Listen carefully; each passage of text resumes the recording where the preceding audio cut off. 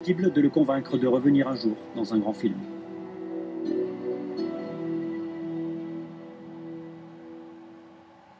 C'est le phénomène littéraire du moment. Au Japon, le dernier livre d'Haruki Murakami a été vendu à 350 000 exemplaires en une semaine. Un succès gigantesque qui ne s'arrête pas aux frontières de l'archipel. Underground, 1Q84 sont des best-sellers, y compris en France. Mais alors, comment expliquer cet incroyable succès planétaire? Et qui est Haruki Murakami? L'écrivain vient de faire sa première apparition publique depuis 18 ans. Le mystère Murakami, c'est notre décryptage cette semaine. Sophie Pagès.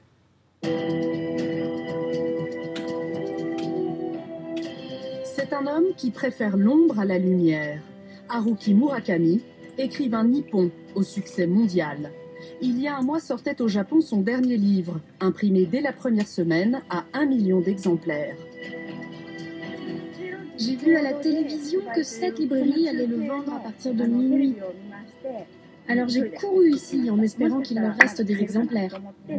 Nous nous sommes rendus au Japon pour mieux saisir l'étendue du phénomène Murakami, comme dans ce fan club dont les membres vont jusqu'à reproduire des recettes évoquées par l'auteur dans ses livres, à l'image de ce surprenant mélange de pancakes au cola. C'est pétillant et rafraîchissant. Avare d'interviews comme d'apparitions publiques, Haruki Murakami réussit la prouesse de s'affranchir des frontières. Traduit dans 40 pays, son succès est planétaire. On a l'impression aussi, avec lui, d'entrer dans le mystère japonais. Et ça, c'est une de ses forces. Un écrivain citoyen, comme dans Underground, tout juste publié en France, qui revient sur les attentats au gaz sarin perpétrés dans le métro japonais en 1995, ou plus récemment en 2011, après la catastrophe de Fukushima. Il a clairement dit que le Japon n'aurait jamais dû construire de centrales nucléaires, aurait dû dire non à l'énergie nucléaire à partir du moment où ce pays avait reçu 2 bombes atomiques. À la fois inaccessible et ancré dans son époque, profondément japonais et porteur de messages universels, c'est tout le paradoxe d'Haruki Murakami.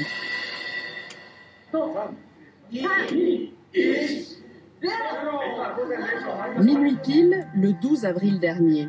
Une mise en scène digne de la sortie d'un nouvel opus d'Harry Potter. Ils étaient déjà des centaines à faire la queue dans l'espoir d'acheter l'un des tout premiers exemplaires du 15e roman d'un auteur culte au Japon. Murakami crée un nouvel univers dans chacun de ses romans. À chaque fois, il se surpasse pour que ce soit vraiment audacieux. C'est un vrai plaisir et j'ai hâte de découvrir l'univers de celui-ci.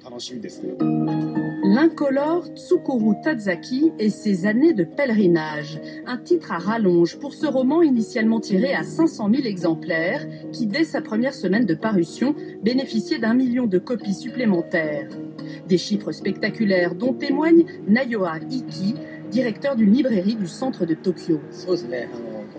En moins de 3 semaines, nous avons vendu près de 3000 exemplaires du nouveau roman de Murakami. C'est un chiffre exceptionnel. Cet écrivain, qui rejette la notoriété et refuse d'être filmé, s'exprimait pourtant le 6 mai dernier à Kyoto en tenue décontractée et à huis clos.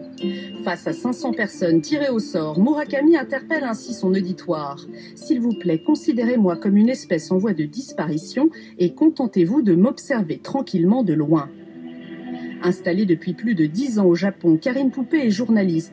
Elle a rencontré le mystérieux auteur en août 2011 pour le magazine Le Point, un homme soucieux de préserver son anonymat. C'est quelqu'un qu'on a du mal, effectivement, à cerner. Lui-même disait dans une récente intervention, « Attention, je peux être méchant. Si vous m'approchez, si vous me dérangez dans la rue parce que vous me reconnaissez, je peux avoir des mauvaises réactions. » Donc c'est quelqu'un qui est effectivement assez imprévisible, je pense, dans la manière dont il réagit. Et en même temps, c'est pas quelqu'un d'asocial. On le voit aussi très bien. Donc je pense que c'est un personnage assez complexe et assez paradoxal.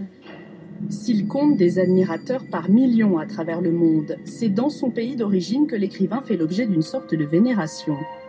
À Tokyo, dans le quartier d'Ojikubo, se trouve le club des lecteurs de Haruki Murakami.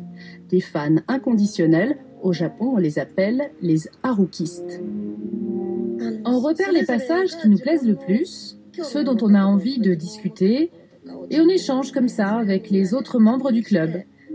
Du coup, on découvre beaucoup de choses dans les romans qu'on n'avait pas remarquées auparavant. Si tout le monde aime Murakami à ce point, c'est que tout le monde a l'impression d'avoir vécu les histoires qu'il écrit. Il évoque beaucoup la solitude ressentie par les habitants des grandes villes, la tristesse des citadins. C'est quelque chose auquel on peut s'identifier, quelle que soit la ville dans laquelle on habite. Depuis ses débuts, en 1979, Haruki Murakami a publié 15 romans et près d'une 50aine de nouvelles. Adepte des mondes parallèles et secrets, des glissements vers le fantastique, sa technique du récit à plusieurs angles semble agir comme un sortilège sur ses lecteurs. Voilà la couverture de janvier-février 2006 de Transfuge, et c'est la dernière fois qu'Haruki Murakami a fait une couverture. C'est sa dernière couverture mondiale. Il a voulu échapper aussi à ce succès et donc ne plus apparaître comme ça sur les couvertures. Oriane Jancourt est écrivain et journaliste. Selon elle, le triomphe mondial de Murakami s'explique. Il a été scénariste aussi. Et ça, je crois que c'est très important pour comprendre son œuvre, puisqu'il a une écriture très cinématographique. On a souvent l'impression que le Japon contemporain nous reste hermétique. C'est une des grandes cultures qui nous reste hermétique. Et lui, il nous mène au mystère japonais. Et ça, c'est une de ses grandes réussites. Son plus grand succès à ce jour est 1Q84, une trilogie de près de 1500 pages, allusion au roman d'anticipation 1984 de George Orwell. Au Japon, la saga s'est vendue à plus de 4 millions d'exemplaires. En France, à près de 600 000 copies en grand format et plus de 300 000 en version poche. En 2011 et 2012, Hélène Morita a traduit en français les 3 tomes de 1Q84. Le Q se prononce comme le 9. Donc il a fait un jeu de mots, si vous voulez, sur l'année 1984, sauf qu'il a remplacé le 9 par un Q. Et petit à petit, à l'intérieur du livre, on va comprendre que ce Q, ça signifie la question, le questionnement. J'avais traduit beaucoup d'autres auteurs japonais, mais des japonais, des auteurs, des écrivains beaucoup plus classiques, plus anciens, de la fin du 19e, début du 20e, etc. Donc j'ai été frappée par la modernité de sa langue. Ça m'avait presque donné l'impression d'un japonais qui était traduit d'une langue étrangère. Rien d'étonnant au regard des références de Murakami. Francis Scott Fitzgerald, John Irving ou encore Raymond Carver. Autant d'auteurs américains qu'il a traduits en japonais. C'est sans doute l'une des clés de son succès, un écrivain nippon pétri de culture occidentale. Une opinion partagée par Mintra Nui, fervente admiratrice de Murakami, auquel elle a rendu hommage dans son premier roman, La princesse et le pêcheur, publié voilà 6 ans. Ces personnages, j'en sais rien, se donnent rendez-vous au Starbucks ou mangent des spaghettis, en effet. Nous autres Européens ou les Américains peuvent comprendre de quoi il s'agit. Donc il n'y a pas de barrière culturelle entre ce qu'écrit Murakami et un public qui peut être indifféremment finalement français, italien, allemand ou anglais. Ancré dans son époque, il réagit face aux catastrophes qui frappent son pays, comme le tremblement de terre de Kobe en 1995, ou voilà 2 ans après Fukushima. En 2009, dans une très rare apparition publique, il profite même de ce que lui soit remis à Jérusalem le prix pour la liberté de l'individu pour dénoncer à sa manière les violences à Gaza. Entre un mur haut et solide et l'œuf qui vient s'y briser,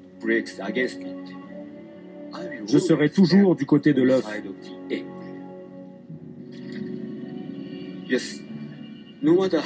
Qu'importe que le mur ait raison ou que l'œuf ait tort, je suis du côté de l'œuf.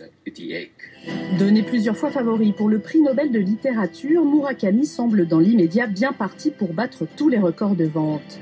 En France, délai de traduction oblige, les fans devront patienter plusieurs mois avant de découvrir son dernier ouvrage. Elle est un peu la Scarlett Johansson française. En seulement quelques films, Léa Seydoux s'est imposée comme l'une des actrices les plus douées de sa génération. À 27 ans, elle a déjà tourné avec Christophe Honoré, Benoît Jacquot, Ridley Scott, Woody Allen. Et dans les 2 films qu'elle présente au Festival de Cannes, elle crève l'écran. Nous l'avons rencontrée il y a quelques jours avec Tahar Rahim, l'un de ses partenaires de jeu. C'est notre entretien cette semaine. Des actrices françaises, elle est sur la croisette cette année, l'une des plus attendues, avec 2 films en sélection officielle. Pour grand public, Léa Seydoux se confie, ses joies, ses fragilités,